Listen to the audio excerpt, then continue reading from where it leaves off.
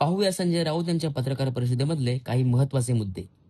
मतचोरी संदर्भात, मतदार यादी संदर्भात जे दिल्लीत राहुल गांधी यांनी केलं होतं ते मुंबईमध्ये आदित्य ठाकरे आणि त्यांची टीम करेल. महत्वाच्या गोष्टी त्याच्यामध्ये संशोधन करून आणलेले. हे प्रेझेंटेशन महाराष्ट्राच्या आणि देशाच्या निवडणूक आयोगानं काळजीपूर्वक पाहावं. राज्याचे मुख्यमंत्री देवेंद्र फडणवीस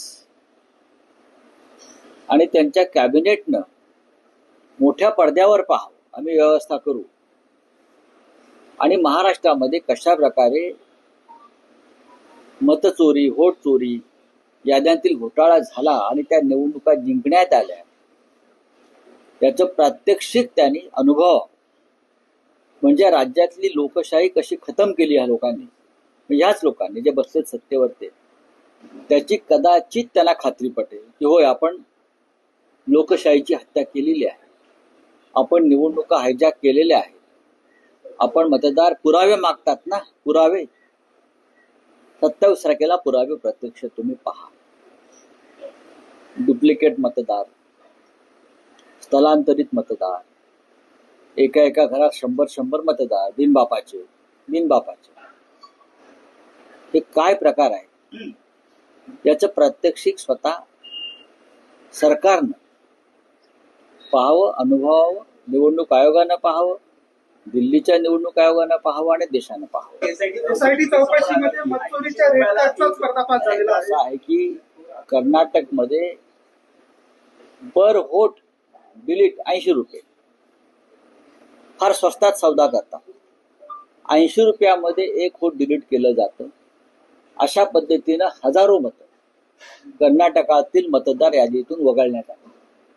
महाराष्ट्रामध्ये सुद्धा हाच फॉर्म्युला लावला जातोय, कारण तीच एजन्सी जी कर्नाटकात काम करत होती या सगळ्या घोटाळ्यावर, तीच एजन्सी भारतीय जनता पक्ष आणि मिंदेच्या लोकांनी, अशा एकूण 6 एजन्सी त्यांनी लावलेल्या.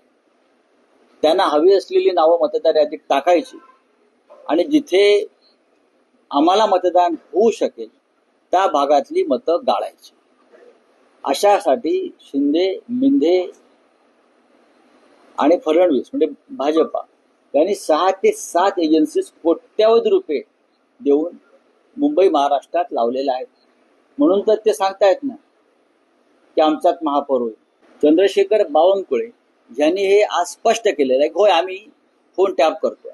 याआधी आमचं सरकार येत असताना 2019 साली हे प्रकार उघड झाले. सरकारने गुन्हे दाखल केले. त्याचे सूत्रधार देवेंद्र फडणवीस आणि राज्याच्या तेव्हाच्या पोलीस महासंचालक होत्या. गुन्हे दाखल झाले. हा अटकेचा आणि कठोर शिक्षा देण्याचा हा गुन्हा आहे.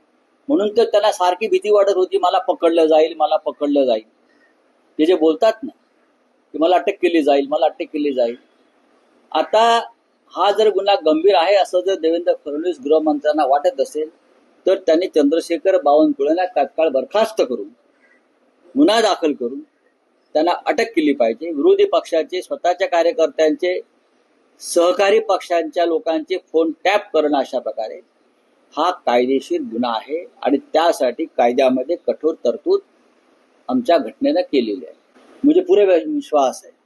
सर, 80 रुपये में वोट डिलीट कर 80 रुपये में वोट डिलीट का एक कारनामा सामने आया है. ठेकेदारी कर्नाटक में है.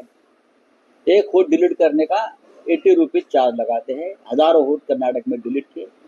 वही एजेंसी महाराष्ट्र में लाई है लोगों ने यही काम के लिए, और ये हमारे वोट डिलीट कर रहे हैं जो हमको वोट मिलने वाले हैं हर क्षेत्र में, हर प्रभाग में, और उनको ये बहुत बड़ी जिम्मेदारी दी है. ये हमारी डेमोक्रेसी है.